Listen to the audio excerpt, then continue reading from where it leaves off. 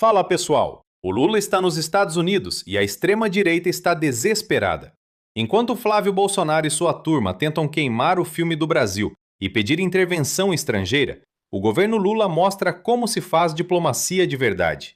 Vamos entender como o presidente foi lá para neutralizar esse lobby bolsonarista e cobrar responsabilidade de quem realmente lucra com as armas e a lavagem de dinheiro. Por exemplo, o projeto de lei das terras raras. Isso pode ser levado, pode ser um trunfo do presidente Lula. E na semana que vem tem essa reunião do Trump com o Xi Jinping. Qual que é, na sua avaliação, a expectativa da Casa Branca em relação a esse encontro? Boa tarde. Boa tarde, Andréia. Boa tarde a todos. Muito provavelmente a expectativa da Casa Branca é positiva, ter uma agenda bilateral positiva dos Estados Unidos com o Brasil. Nada indica que o governo Trump queira comprar uma briga com o governo Lula nesse momento. Ele já tem problemas demais relacionados ao Irã.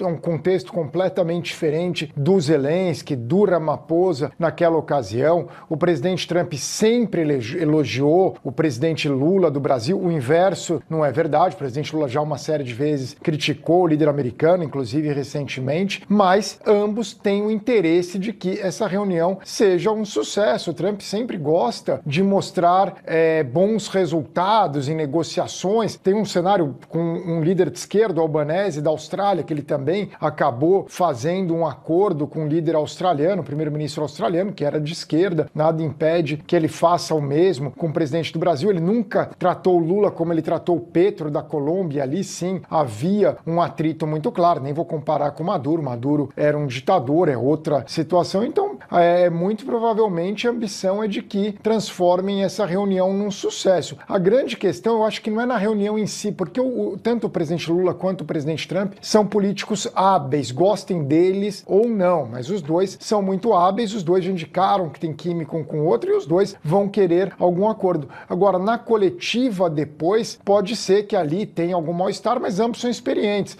Vai lembrar um pouco aquele encontro, talvez, não dá, é sempre muito aleatório, mas teve um encontro do presidente Trump com o Mamdani, e aí era algo maior. Mamdani é um prefeito de Nova York, é uma questão muito mais polêmica, mas os dois acabaram saindo bem, fizeram perguntas tentando colocá-las numa situação constrangedora, ambos conseguiram se virar muito bem. Então, mas mesmo assim eu ficaria de olho na entrevista coletiva, mas, insisto, muito provavelmente vai ser uma agenda positiva com grande chance de ser de ser uma reunião boa, tanto para o Trump quanto para o Lula. O sentido político dessa reunião é tentar neutralizar a influência dos bolsonaristas ali no entorno de Trump, principalmente daquelas pessoas ligadas ao MAGA. Então, tirar a influência dessas pessoas e dizer: o governo brasileiro somos nós que estamos aqui, esses ministros, essa comitiva, e nós estamos abertos para tratar de qualquer assunto, é só vocês nos procurarem. Então, num sentido até maior, é um esforço para evitar qualquer tentativa de interferência norte-americana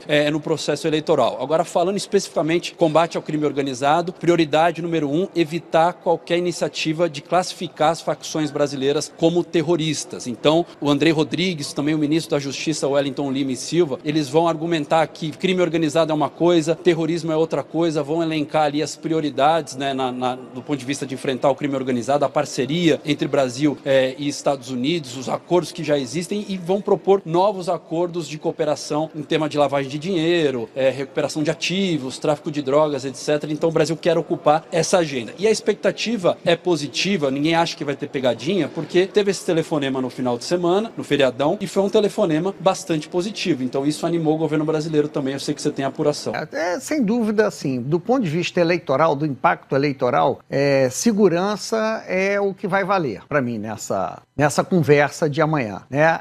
O discurso bolsonarista é que a esquerda é aliada do crime organizado, né? A esquerda em geral e o PT em particular. Isso já vem desde a campanha do Bolsonaro, foi reforçado na campanha de 2022 e já está sendo a tônica dessa campanha. Então, o Lula, por sua vez, tem alguns trunfos, né? As operações contra Faria Lima, Fundo Reag, e principalmente a questão dos combustíveis combustíveis, onde o maior sonegador de impostos, Ricardo Magro, está nos Estados Unidos, e ontem o vice-presidente Alckmin, em entrevista aqui na Globo News, no Estúdio I, disse que esse será um dos temas. Então, o Lula pode ter ali uma cartada de dizer que haverá uma cooperação para combater tanto o PCC quanto o Comando Vermelho, assim como para pegar o que o PT chama, né, os tubarões da sonegação de impostos, grandes criminosos que não estão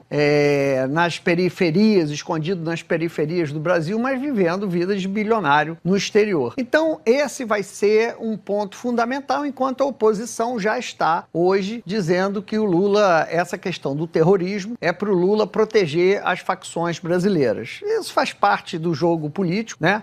Quando, na verdade, o Bolsonaro teve 4 anos no poder e não declarou PCC e Comando Vermelho, organizações terroristas, porque essa é uma visão de Estado, né? A visão de que o terrorismo no Brasil é para você tomar o governo, derrubar algum regime. Não é isso que o PCC e Comando Vermelho fazem, tanto que Bolsonaro não fez. Esse é um ponto também que enfraquece o discurso do Flávio Bolsonaro. E, Otávio, para evitar que eles classifiquem as organizações, as facções como terroristas, eles querem propor a ampliação da cooperação na área de segurança em 2 frentes: tráfico de armas e lavagem de dinheiro. Lavagem de dinheiro passa por isso que você estava falando, o empresário, o maior sonegador que mora lá, me disseram que não vão fulanizar, não sei, que não vão citar o nome dele, né, Ricardo Magro, mas que vão falar da importância disso, de você atuar junto para a lavagem de dinheiro. E o tráfico de armas eu achei bastante interessante, porque parte expressiva das armas que a gente tem aqui vem de peças de lá, não? Me corrija, você que conhece bem essa área.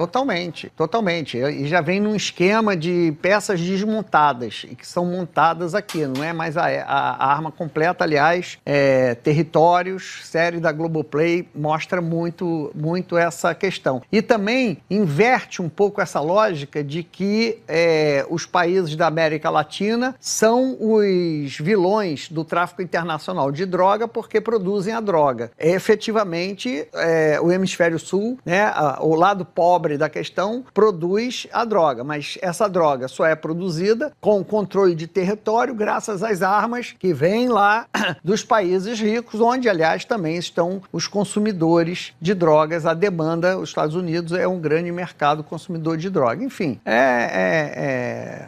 será assim um ponto de vista, será uma conversa, pode ser muito interessante para o Lula, pode ser muito interessante para o Flávio Bolsonaro, do ponto de vista de discurso para a campanha. Olha só que momento interessante a gente está vivendo. O Lula desembarca nos Estados Unidos para um encontro com o Trump, e a grande mídia já começa a especular se eles vão se dar bem. Mas a questão aqui, gente, vai muito além de química pessoal entre líderes. O que está em jogo é o tamanho do Brasil no mundo.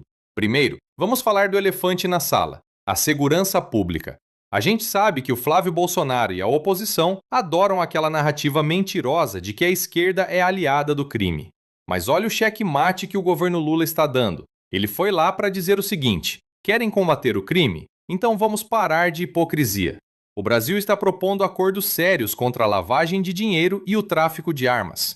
Porque é muito fácil os Estados Unidos apontarem o dedo para cá, enquanto são eles que abastecem o mercado de armas que chegam desmontadas nas nossas periferias e onde vivem os tubarões da sonegação em mansões de luxo. O Lula está sendo muito hábil ao neutralizar a influência dessa ala radical do MAGA e dos bolsonaristas, que, como o próprio Flávio, vivem fazendo lobby em Washington contra o próprio país.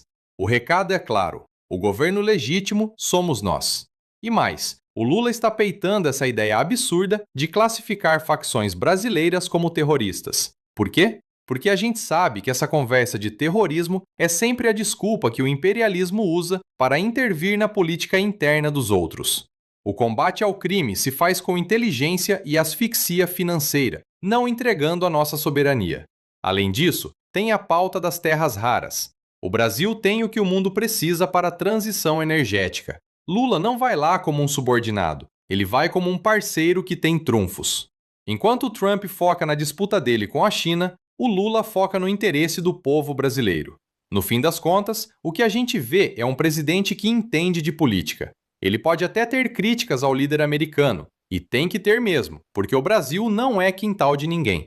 Mas ele sabe sentar à mesa e negociar.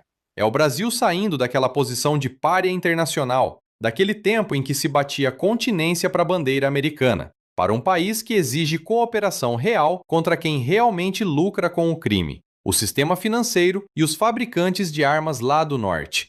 É isso que dói na direita. Ver um governo progressista tratando segurança e economia com seriedade, sem precisar de espetáculo, mas com muita firmeza e soberania. O Brasil voltou, e o choro do clã Bolsonaro é o sinal de que estamos no caminho certo.